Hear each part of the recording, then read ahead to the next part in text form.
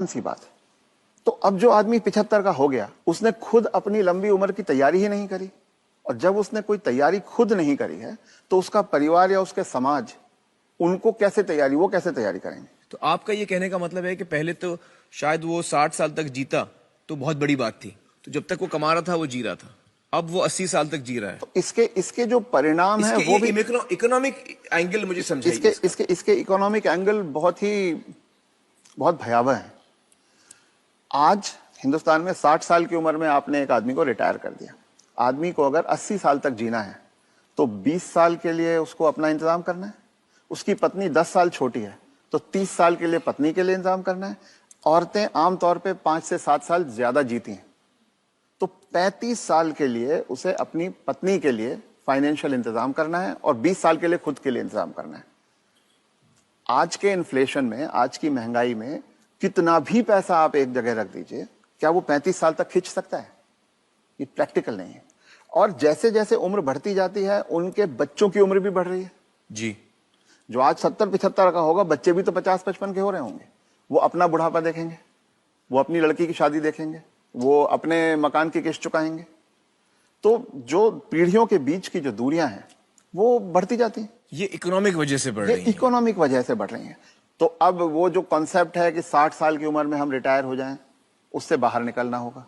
जब तक शरीर साथ देता है काम करते रहना है और 2 पैसे कमाते रहना है जी। कुछ करके किसी तरह से अपनी आर्थिक स्वतंत्रता को कायम रखना चाहिए, जितने ज्यादा से ज्यादा समय तक हम रख सकते हैं।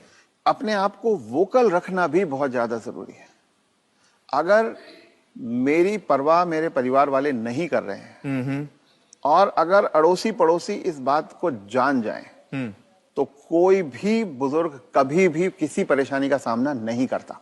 क्योंकि तो चुप ना रहें। चुप रथ ना साहब रहें। ये कह रहे हैं कि चुप ना रहें। अगर आपके बच्चे आपके साथ व्यवहार ठीक नहीं कर रहे हैं सबको बताएं। तो आप सबको बताएं। जी। रथ साहब, बहुत सारे जो बुजुर्ग हैं हमारे समाज में, उन पे प्रेशर आता है बच्चों की तरफ से कि आपकी जो जायदाद है या जो घर है या जो प्रॉपर्टी है, जो कुछ भी आपके पास है, वो आप हमारे नाम कर दें। इस पे आप कुछ टिप्पणी देना चाहेंगे?